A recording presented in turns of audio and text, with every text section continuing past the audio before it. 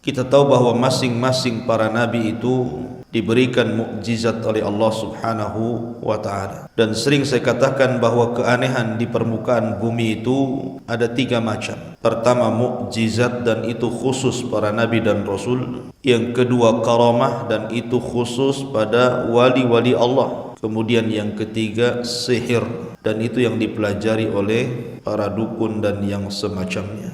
Semua para nabi diberikan oleh Allah Azza wa Jal mukjizat. Nabi Musa alaihi salatu wassalam diberikan tongkat dan tangan yang bercahaya. Nabi Isa juga sama diberikan mukjizat mampu mengobati berbagai macam penyakit, termasuk juga Nabi sallallahu alaihi wasallam. Bahkan mukjizat terbanyak dari seluruh para nabi dan rasul adalah mukjizat Nabi kita sallallahu alaihi wasallam, mencapai 1000 lebih. Begitu keterangan para ulama. Suatu ketika orang-orang musyrik itu datang kepada Nabi sallallahu alaihi wasallam layaknya para pengikut para nabi sebelumnya. Mereka meminta bukti atas kenabiannya. Sama seperti di zaman Nabi Saleh.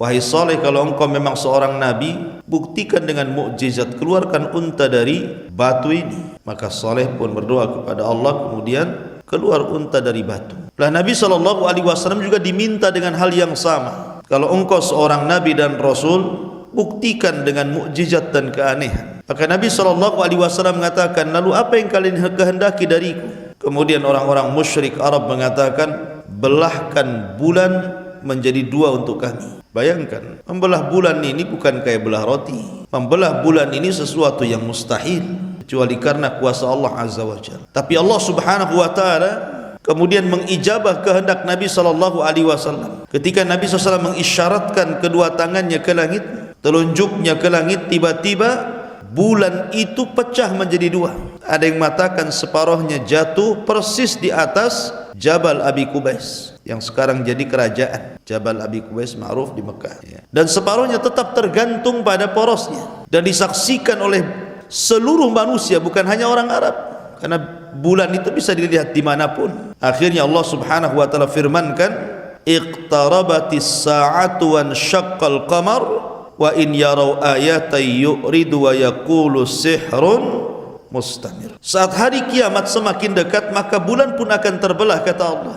Dan jika mereka orang-orang musyrikin melihat suatu tanda mukjizat, mereka berpaling dan berkata, ini adalah sihir yang datang dari Muhammad terus menerus. Ketika betul-betul kemudian bulan itu terbelah dan disaksikan semua manusia, bukannya mereka beriman kepada Rasulullah sallallahu alaihi wasallam, justru mereka teriak-teriak dan mengatakan, zahara sihru Muhammad, zahara sihru Muhammad, lihatlah tampak sihirnya si Muhammad itu. Bayangkan ya, dikasih mukjizat dibilang sihir. Masyarul muslimin yang dimuliakan Allah Azza wa Jalla, ini satu kisah bagaimana kehebatan mukjizat Nabi sallallahu alaihi wasallam. Tapi tidak ada mukjizat melebihi Al-Quran, karena Al-Quran itu solusi bagi kehidupan manusia. Bisa kita rasakan dalam kehidupan kita. Di zaman Nabi sallallahu alaihi wasallam ada seorang wanita namanya Haulah bintu Hakim As-Sa'labah. Haulah bintu Hakim As-Sa'labah menikah dengan seorang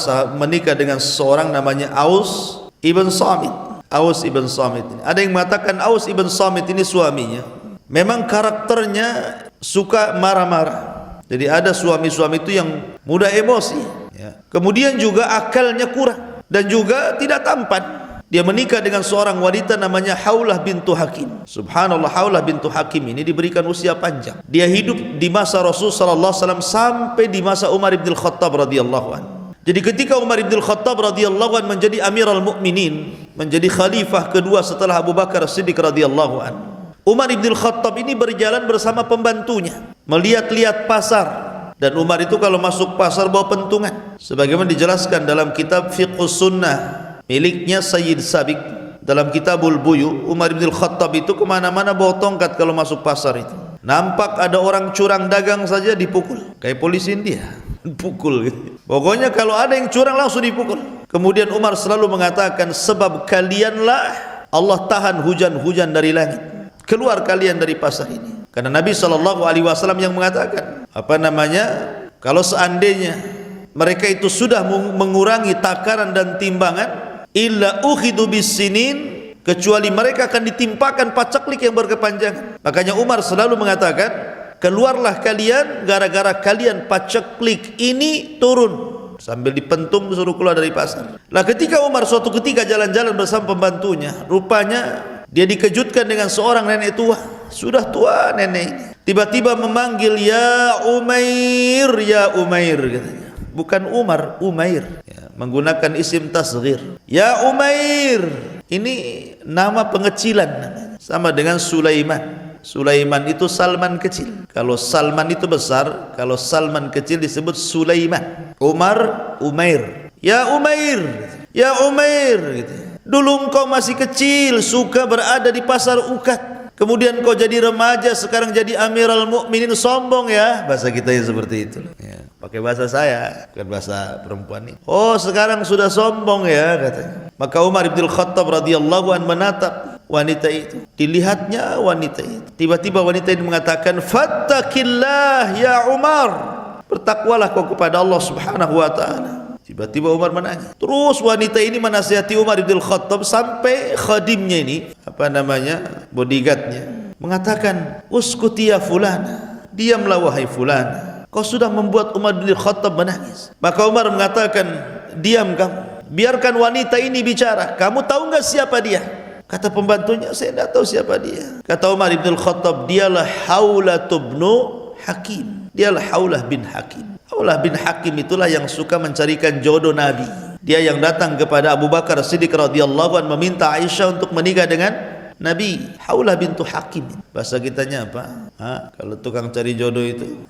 Jadi akhirnya kemudian kisah yang menarik adalah Haulah bintu Hakim ketika menikah dengan Aus ibn Samit. Lah Aus ibn Samit ini temperamen orangnya, mudah emosi karena memang akalnya agak kurang dan tidak tampan orangnya. Tetapi subhanallah, memang perjodohan di zaman itu seperti itu. Orang-orang Arab kan biasa main jodoh-jodohkan. Awalnya tidak cinta, lama-lama cinta kan gitu ya. Karena cinta itu kuasa Allah, bukan kuasa kita. Awalnya benci jadi cinta. Akhirnya lama-lama Haulah juga suka dengan suaminya. Dari pernikahan itulah akhirnya banyak keluar keturunannya, anak laki-laki dan perempuannya. Sudah tua, ada kasus. Tiba-tiba kemudian Aus ibn Samit ini marah kepada Haulah bin Hakim dan mengatakan, "Anti ka dhahri ummi." Kamu itu seperti punggung ibuku. Maka Haulah bintu Hakim menangis karena kalimat itu menurut orang jahiliyah kala itu adalah cerai. Sama dengan mengatakan saya talak kamu. Datanglah Haulah bintu Hakim kepada Nabi SAW mengadukan perkaranya. Ya Rasulullah, suamiku sudah menceraikan diri. Tolong satukan kembali kami.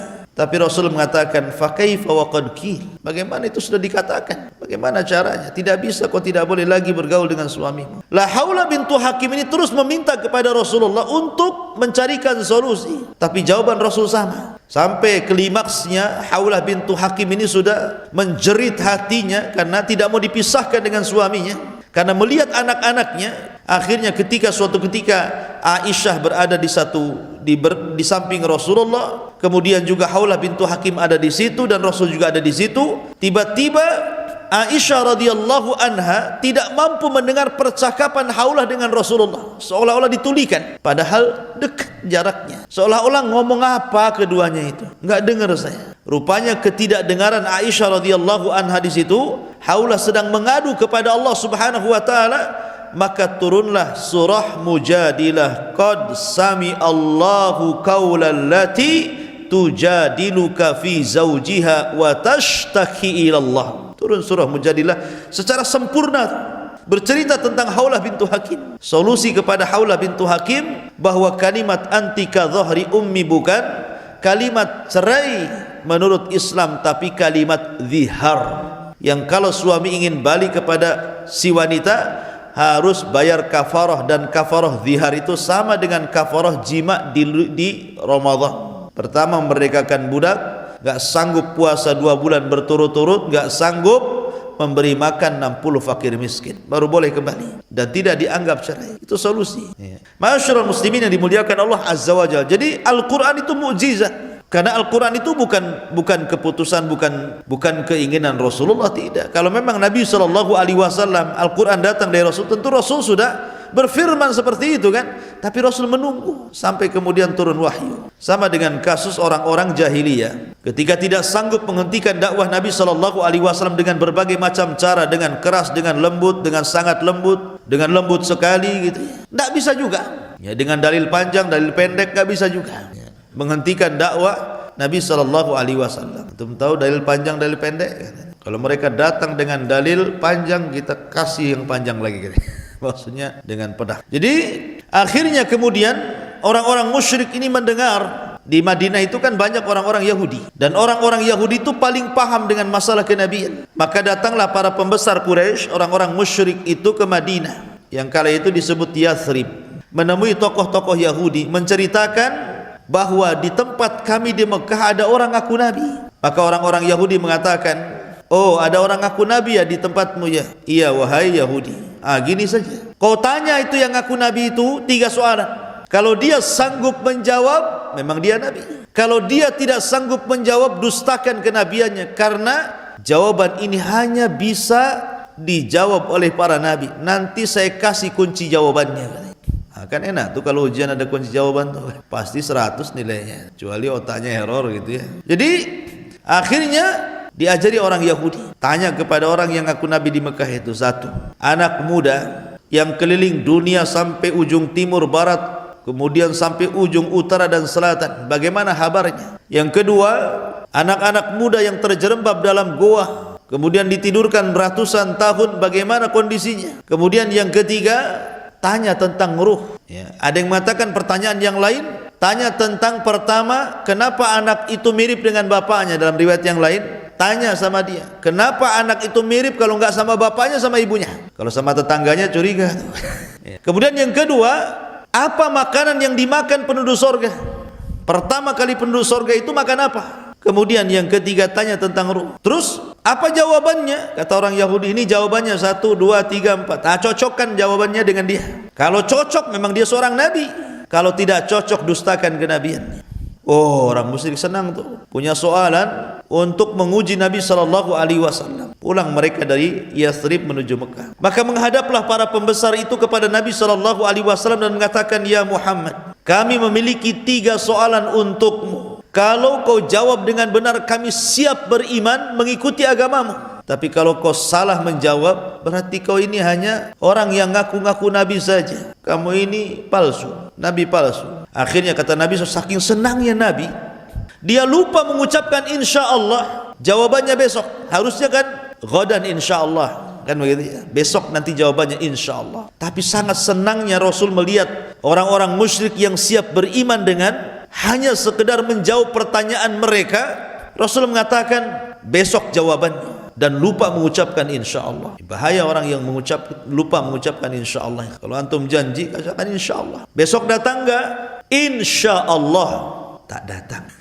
Jangan ya, kalau enggak datang bilang enggak datang. Maksudnya insya Allah datang. Jadi takutnya kalau ada halangan kan udah insya Allah atas kehendak Allah, bukan kehendak kita. Lah Rasul dilupakan mengucap insya Allah. Rupanya sampai besok Jibril pula tak turun. 2 hari berikutnya Jibril tak turun. 3 hari berikutnya Jibril pun tak turun. Hampir 1 bulan. Ini orang-orang musyrik ini sudah memang niatnya untuk menjatuhkan Rasul. Sudah mengira-ngira memang itu nabi palsu tuh. Katanya besok. Kenapa kemudian lewat sehari tak ada jawaban, lewat 2 hari tak ada jawaban, lewat 1 minggu pun tak ada, lewat 2 minggu apalagi 3 minggu. Stres Nabi dibuatnya, sampai akhirnya sempit dadanya. Lah ketika sempit dadanya itulah kemudian sudah hampir sempurna 1 bulan, baru Jibril datang menurunkan surah Al-Kahfi. Jawablah mereka wahai Muhammad, adapun laki-laki yang berkeliling dunia dialah Dzulqarnain. Adapun anak-anak muda yang terjerembab di dalam gua, mereka lah Ashabul Kahfi. Adapun ruh, yas'alunaka 'anir ruh, qulir ruhu min amri rabbi wa ma utitu minal ilmi illa qalila. Katakan ruh itu urusan Allah, enggak tahu kita. Ya, dalam riwayat bahwa diberikan jawaban tentang pertanyaan yang kedua, kenapa anak mirip dengan bapa dan ibunya. Kemudian katakan kepadanya, itu tergantung siapa yang mendominasi dari air spermanya. Kalau memang bapaknya ya mirip bapaknya, kalau memang ibunya ya mirip ibunya. Kalau 50-50 ya mungkin sebelah bapak sebelah ibu, atas hitam bawah putih gitu ya. Jadi hitam putih. Jadi masyarul muslimin yang dimuliakan Allah, adapun Makanan awal penduduk surga adalah kabidil hut. Untuk kabidil hut, ya, kabidil hut itu hatinya ikan paus. Itulah makanan pertama penduduk surga. Dan minuman yang pertama minum jahe. Jangan samakan jahe sini dengan jahe surga. Abdullah bin Abbas mengatakan persamaan kita di dunia dengan surga itu hanya nama, bukan hakikat. Ya. Adapun ruh, sekali lagi yas'alunaka 'anir ruh, qulir ruhu min amri rabbi. Maka kemudian Nabi SAW menjawab, dan persis seperti kunci jawaban yang dipegang orang-orang musyrik. Tapi tidak mau juga mereka beriman kepada Allah Azza wa Jalla. A'anzartahum am lam tunzirhum la yu'minun. Khatamallahu ala qulubihim wa ala sam'ihim wa ala absarihim ghishawah. Ya, jadi memang sudah terkunci hatinya. Mereka tidak beriman kepada Allah Azza wa Jalla. Ma'asyiral muslimin, itulah di antara kisah-kisah mukjizat Nabi sallallahu alaihi wa ala alihi wasallam. Subhanakallahumma bihamdika asyhadu an la ilaha illa anta astaghfiruka wa atubu ilaik. Allahu ta'ala. Assalamualaikum warahmatullahi wabarakatuh.